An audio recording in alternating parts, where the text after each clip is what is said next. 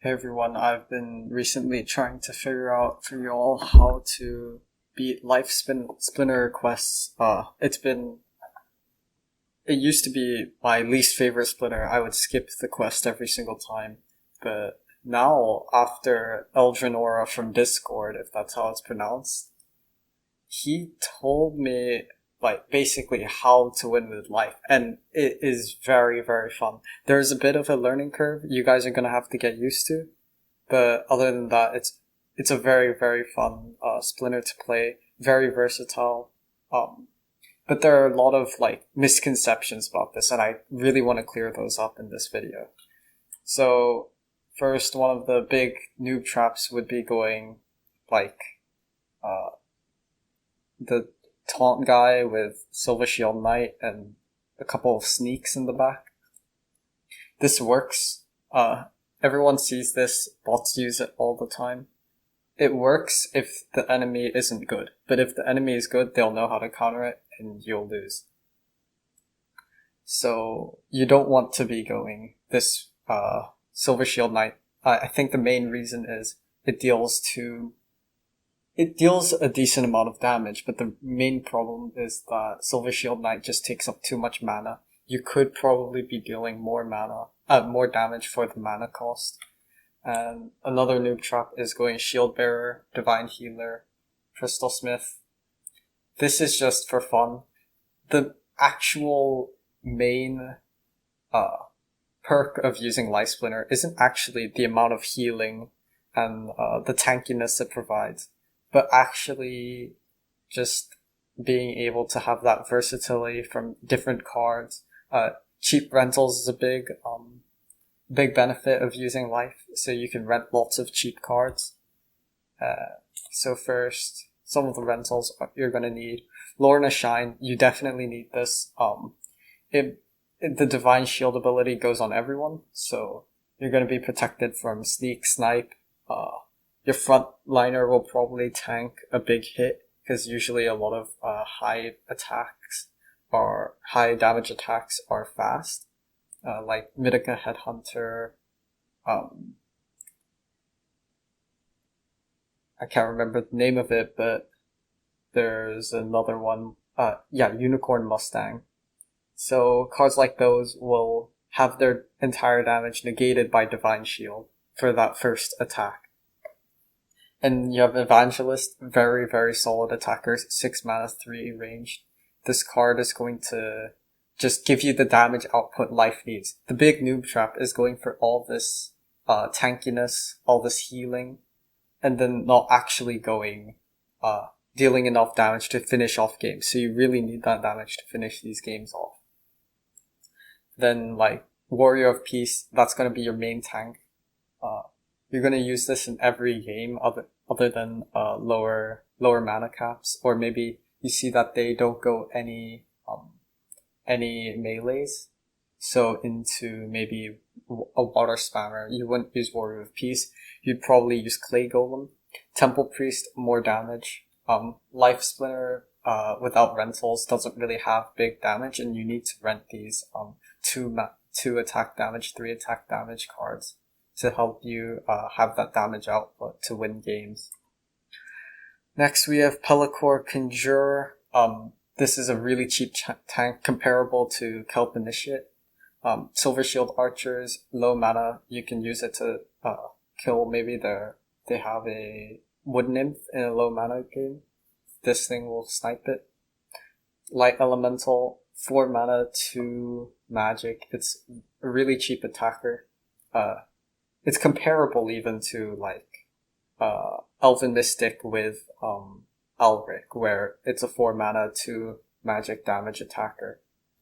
Crystal Werewolf, you're gonna need this into water decks. Actually, I don't think you need it, but it's very nice to have. It's really fun seeing the opponent dealing 0 damage. You also need Silver Shield Bard, Jin Renova.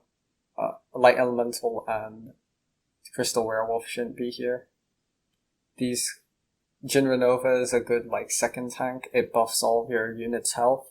Silver Shield Bard, you can use it as a face tank with Lorna, so it'll soak up 2 hits rather than just 1.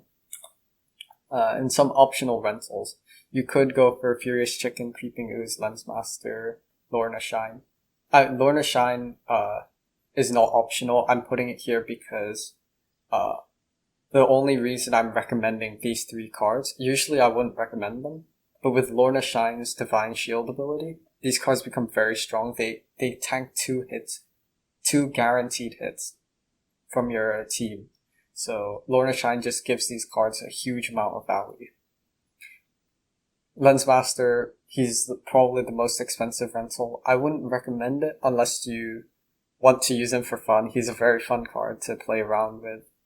He gives your team a bit of extra damage in those like 12, 13 mana cap games.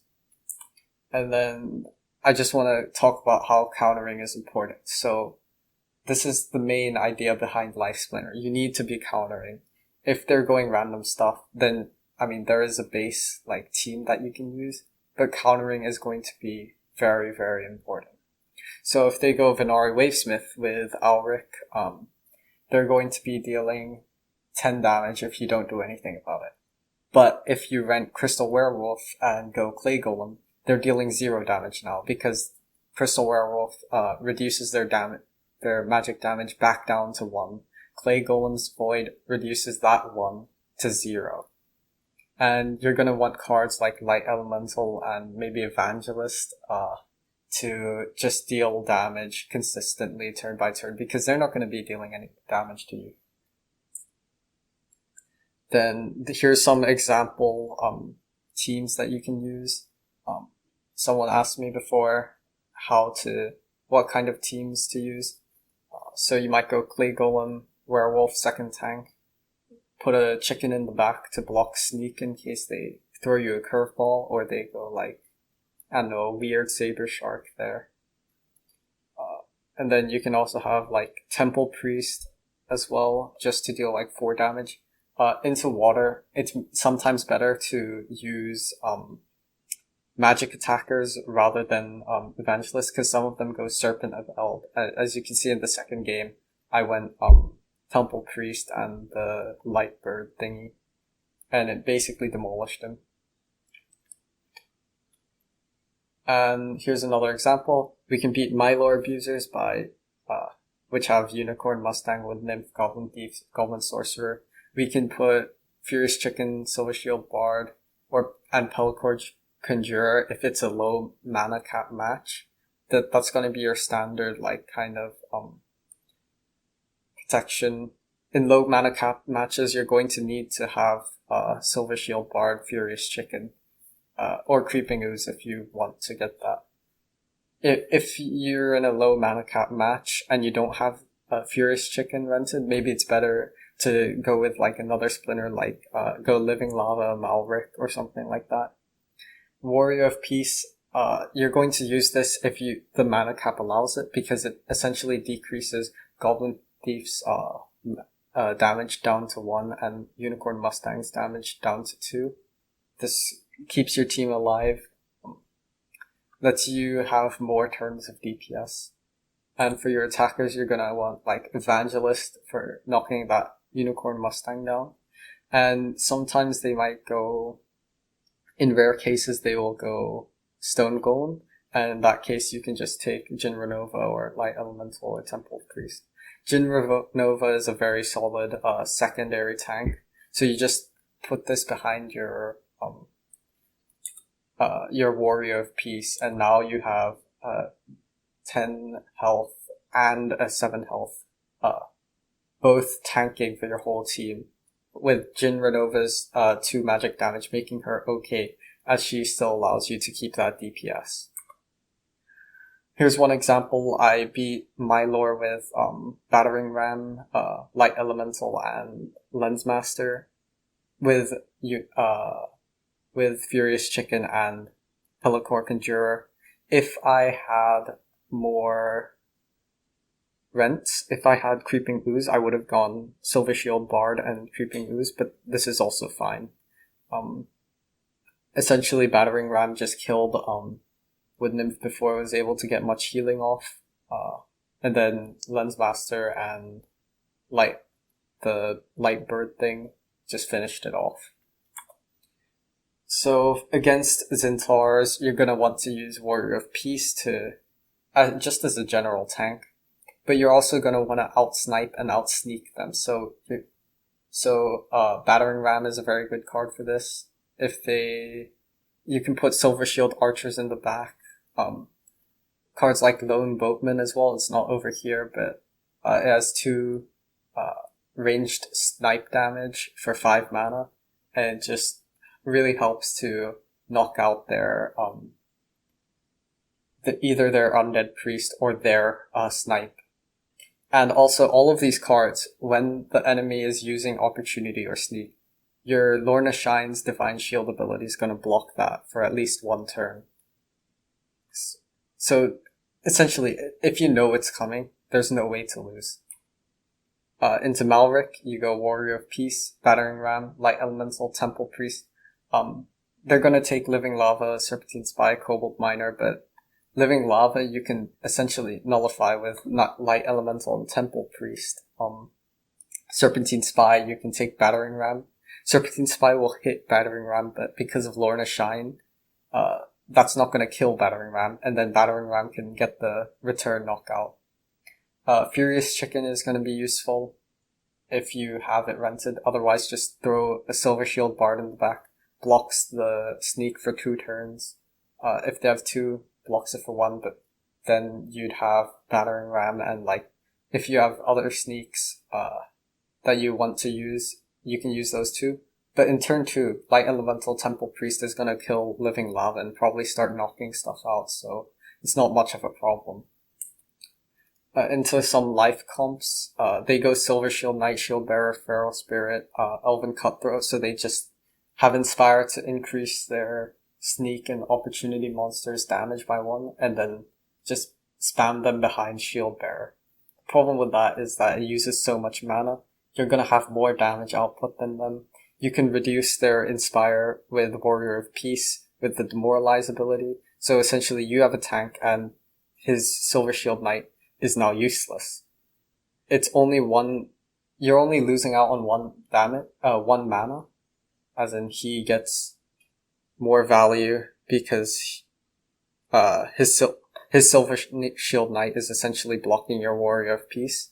But then again, you're having this huge tank in the front line, which is going to tank from Silver Shield Knight or Shield Bearer for 5 turns.